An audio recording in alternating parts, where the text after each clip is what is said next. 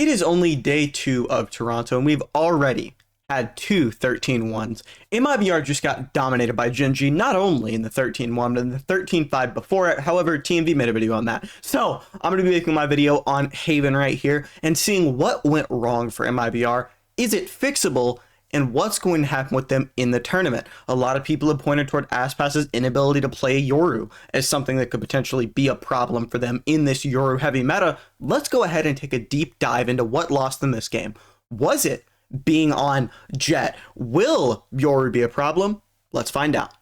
Now, MIBR just won a round. Now, you and me know that they will not win another round. However, it looks very promising for them as they start out. Here you have the Cypher on the lurk here over towards A, but what works out better for them is this fight over here towards Garage. Gonna go ahead. Munchkin has a Molly set up right here, but it doesn't matter. He's a little late on it because Foxy has just peeked into them. And now, 4v5 scenario. Now, it's one thing that Gen G are very good at is getting aggressive map control. Watch A over here. Watch what happens on A after this. Sova immediately comes up A so that Omen can rotate over and support the other bits of the map, because if Sova's right here, he knows no one else is coming towards A. Now, Omen's able to go over, rotate towards B. These other two players can comfortably sit Garage, wait, see if there's going to be a fight, and then this kill wins them the round, in my humble opinion. Right now, look what it causes for MIBR to do.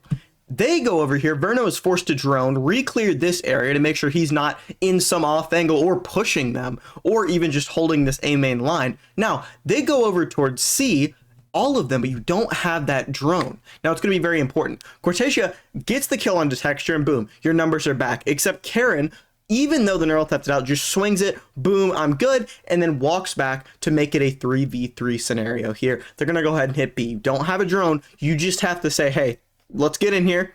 And they honestly give up the site here. Sova's still over on A, making sure there's not a lurker or anything. So you go ahead, you get towards B, but Karen kills Verno. Now, 2v3 situation, which is why, if you'll notice here, they have Aspas out here fighting aggressively, trying to get a pick and reset the numbers back to equal. He's not able to, and then Artson is over here. He's on 1 HP, not really looking where he gets killed. As you can see, they go in over from the C side. He wasn't looking there. Now Aspas in a 1v3. He's the GOAT, but you can't expect him to win things like this, and he dies there. So 3-1, and it's getting very interesting here. Gen G did a wonderful job of, even though they were down numbers, winning that round.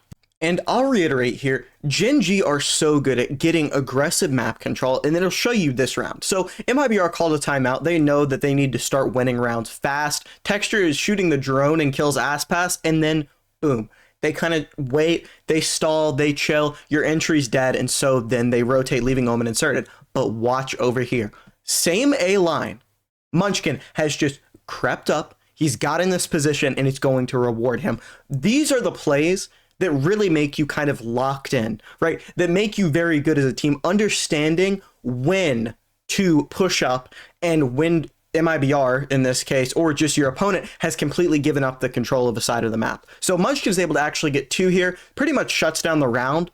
I think it's pretty hard to argue that, right? Now you're in a 2v4, you're isolated from each other because Sheena was over here on the C side. Now Cypher is left to kind of, you know, hope and pray. But one thing I do also want to talk about here, if we'll go way back to the beginning, is they're stacked C because of this KJ alarm bot that's on B. Much like you would see if you had a Cypher or a Vice, you might see that Vice wall place B main. You will often see a Cypher trip B main for info. This Viper is a very interesting pick as well. TMV actually made a really good video on it now that he uploads before me. But yeah, it is very nice to see how Gen G are playing this with the KJ and then with that Viper over here. They've done great.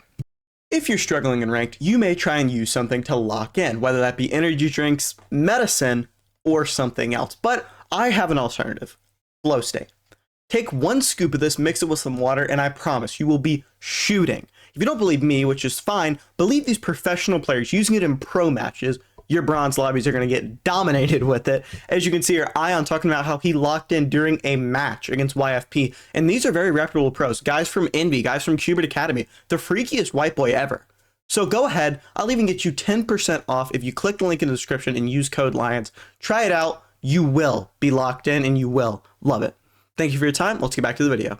After losing that round, you now have 3 ults active on the side of MIBR. They need this round, right? Look at the economy. Obviously, it's already 5-1, but you have to have this round. Now, Gen.G did not put up a fight at all for the C side, right? They kind of stacked C and they won last time. Well, they lost this time, but watch how they play this. The KJ ult, they know, obviously, it's just to force the Sova ult out. You know it's going to get broken, but look at this. Texture is on the flank with Neon ult. He gets breach ulted, but he has the Viper with him. So the Viper molly, you can't capitalize off the breach ult. And now, 1, 2, 3. Every single way you could be getting crunched, you are right now on the side of MIBR. So you have 2 choices. You can get aggressive, you can send the team to fight one of these places, or you can plant. And I like the option they chose, which is I don't want to get crunched. I don't want to kind of sit here and take it, right? We are not good boys over here at MIBR, so we're going to go ahead and fight. We're going to kill Fox now. We're going to keep going into their spawn. I honestly believe this would have worked if it wasn't for the fact that Ash just randomly decided to lock in. Code Lions for 10% on Flow Stay, by the way, to lock in yourself. But absolutely beautiful shots. I mean, I truly cannot. I mean, watching this live, I made some noises that some people would pay to hear because what in the world is that? Anyways, absolutely beautiful job there. And Gen.G shut that down, even though in my mind, it's the right call to go fight that. Sometimes you just don't win yours. Now, I want to make a public proclamation. Texture is somehow still underrated. Now, part of it is because he isn't in the big 2 of EMEA or Americas, but this guy is one of the funniest guys to watch. I would recommend you check out some of his YouTube videos, but be genuinely a world-class duelist, and I feel he's been underrated for the longest time. Now, he gets that op pick. The spike is still basically in spawn, right? They're still trying to figure out where to go. What do we do without Artson over here? Now, again, I've talked about this. Gen.G are not scared to get aggressive over towards A, and even as Texture gets another pick, boom. Verna doesn't expect him there. Why would he be there? Why in the world would he be there? And now, within 40 seconds, it's a 2v5. You don't have any direction. You don't even have the bomb here. And Karen is in their spawn. It's just over before it began. If you stuck around this long, please let me know what you think about the thumbnail. I did the text in a different way, and I assume that you can tolerate me if you stuck around this long, so thank you very much in advance. Some Odin spam off rip here for Gen.G, and this is going to start the cycle of this game. This is how I would describe this game if I was making a TikTok on it. Just short, condensed, sweet.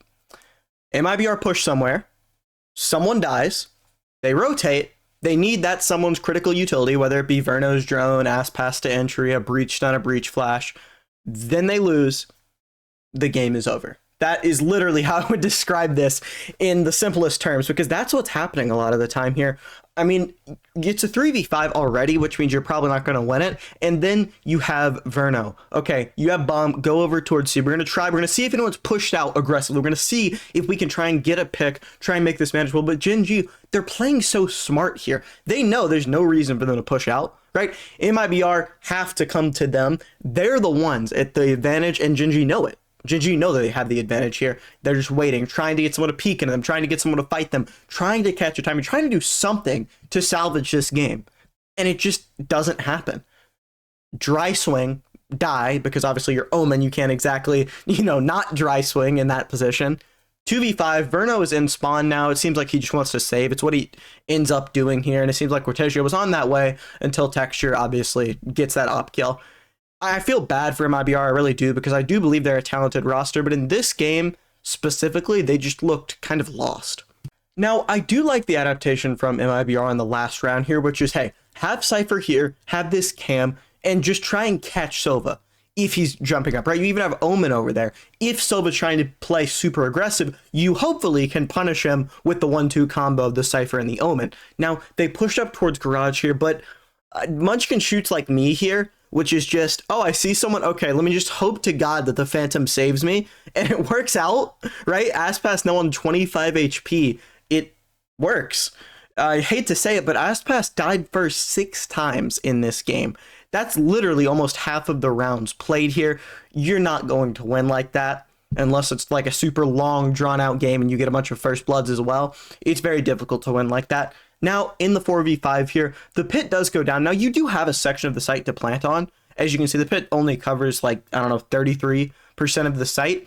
But it's so awkward to try and plant here. They will go ahead, get the bomb, men, get the bomb, trying to get it down here as Cortesia goes for the plant. Now he has Cypher ult, which can be really, really good in these Viper ult scenarios. Ashe isn't really able to deny the plant at all with that Sova ult, but the Cypher ult actually does go down. If you'll notice here, he pushes up trying to get one so we can figure out where that Viper player is so that then you hopefully spam him out and win. Now, one of the issues for this is you have 3 Vandals instead of Phantoms, and obviously you can see the bullets coming in from those Vandals, and Cortesia ults, but it doesn't matter because now they just get 2 kills instantly. Verno now in a 1v4 scenario, and he's a great player. Not able to do it there. He was shooting very well on Sunset when not a lot of the team was. Here, kind of everyone didn't do well. I believe Arts and Pied as well, which is not great.